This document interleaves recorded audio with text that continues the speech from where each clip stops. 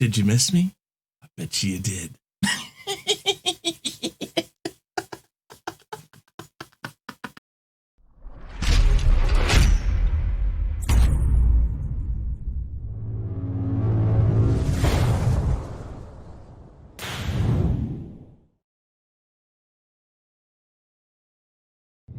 Don't forget to smash that like button.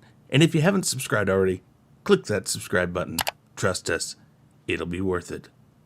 Thank you. Welcome to the Real Review 3000. That's right. I'm Ego. Somebody unlocked the door and I got out. Chrisknight might be back. But if he isn't, is it a real loss? Probably not. Now, before we get too far, he normally asks you nicely to sub and subscribe. Screw that. Subscribe now. Hit the bell now. And you better hit that like button. I understand if you don't want to help with the PayPal donation. Okay, that's fine. But you can reach him on Twitter at chrisknight5150. And you can email him, chrisknight@therealreview3000.com. He's on Instagram, Facebook, and he has a Patreon page. But if you want to talk to me, the real brains of the situation, yeah, you can get me on Twitter. That's all he gave me, was a Twitter. At ego_German. That's it. That's all he gave me. I deserve more. If you want to know about the Germany part, there's this thing called the Jer Army. Germany, you know, of geeks and gamers. Yeah, I'm a part of that. You know, I got plenty of ego to go around. Might even be a part of whatever Drunk 3PO's got going on right now. Because I hear he's coming after Germany. Or something like that. I don't know. But we'll talk about Drunk 3PO here in just a little bit. Also, we got to thank those guys who were members, actually. A couple females and a couple guys. But we got to thank them for being members of the Real Review 3000. That's Poe, Lady Tariel, JJ, a.k.a. Sithor3827, and Jesse Ritchie. Thank you. We do appreciate it. Now, let's get to the first thing at hand. This is going to be hard. Whew. LA Times, Netflix Cobra Kai is too white. Too white. Where do I start? Let's just start right here, people. It's entertainment. You're taking it too seriously. It's also a 1980s movie that this came from. And in 1984, don't know if you've heard of the movie, it was called The Karate Kid. And I remember it was pretty awesome, but I don't remember anybody complaining because it was too white. I mean, it had Pat Morita. I mean, right there. Asian. Does that help? I mean, come on. And then Ralph Macchio. By the way, just going to point this out. Ralph Macchio is of Italian and Greek descent. This show even has, I don't know how to say it exactly, so I don't want to piss anybody off, but Zolo Maradona or something like that. He's Mexican, Cuban, and Ecuadorian descent. That's just two people right there that are in the main roles of this show. And what the hell? I mean, look at right there. The 80s reboot. I highlighted it. The 80s reboot. Folks, this came from a show. You can't change the show. You can't change the movie. This is how it is. Not only the fact, it's sensational. Great acting. Good writing. And it picks up right where the movies left off almost. And it blends so well. And you don't have to know about the movies to like the show because it has its own storylines, but it incorporates the storylines from the movie. Why is it when something's good, people complain about it? Listen, folks, I'm going to tell you something really quick here. Just because my skin is white doesn't mean that I'm just plain old Caucasian man from America. Not everybody looks a certain way. There are people from Mexico and Spain and Africa, Russia and Germany and all over places. It doesn't mean that their skin is just white or black. If you're looking at the outward appearance of a person, then you're doing it wrong. If you're looking for a look, then you're doing it wrong. If you want something more ethnic, if you want ethnicity to be brought into it, one of two things needs to happen. Write the right role for that part, or make your own show. A show that has everything you want in it. Don't ask a show that is already established within a lore to change just because you're not happy with it. If you're not happy with it, don't watch it. The next one gets even better.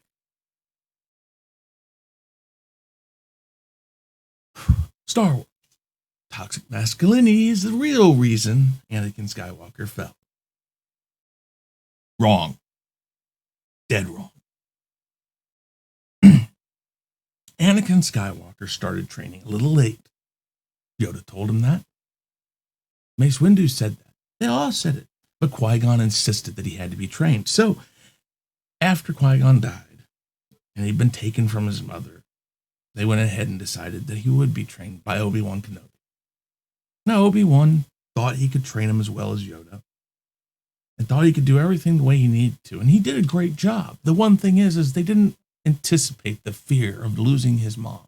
The fact that he wasn't there to see his mom, and when he goes back to find his mom, and his mom has been kidnapped, and then dies in his arms, spoiler warning, kind of hits you in a bad place.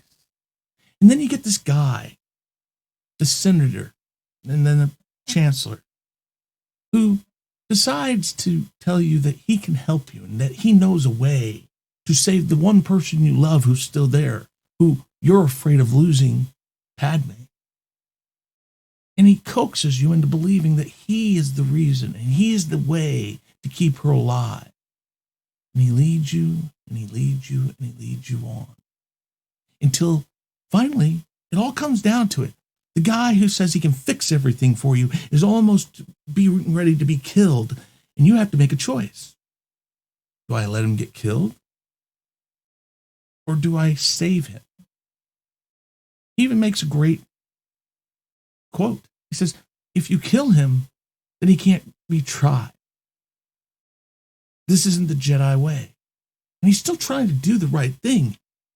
But when he stops Palpatine from being murdered or killed or whatever you want to call it by Mace Windu ended up getting thrown out the window, and he realizes he has totally screwed his life up.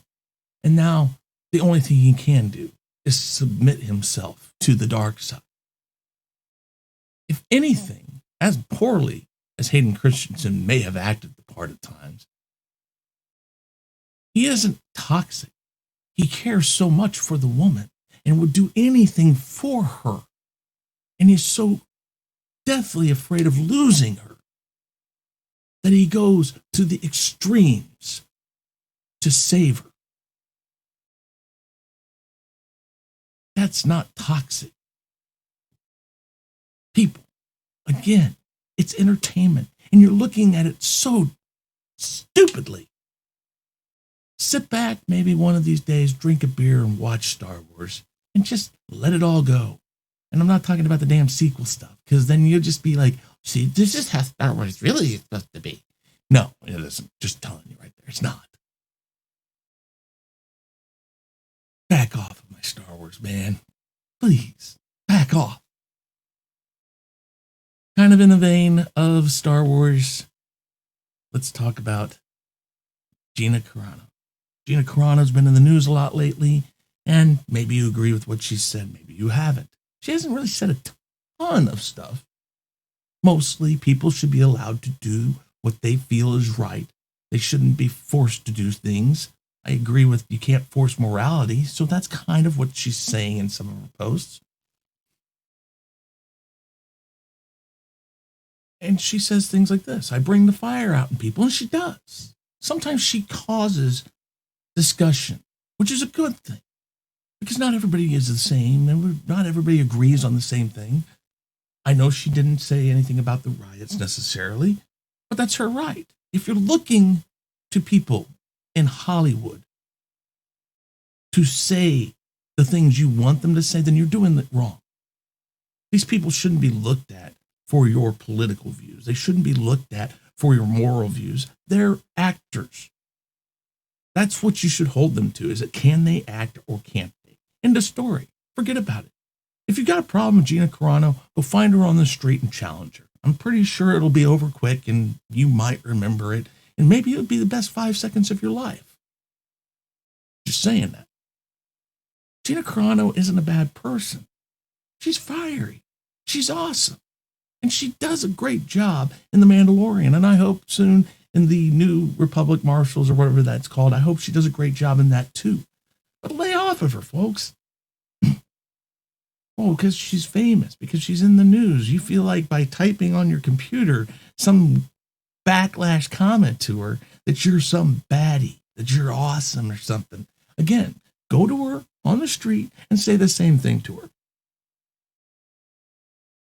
I don't think you will. Most people who type on these damn computers don't ever really go to the point where they'd actually say it to somebody face to face. Why? Because they're protected. They're protected by this, the interwebs, the digital wind. Yeah. Folks, back off. Back off of Gina Carano.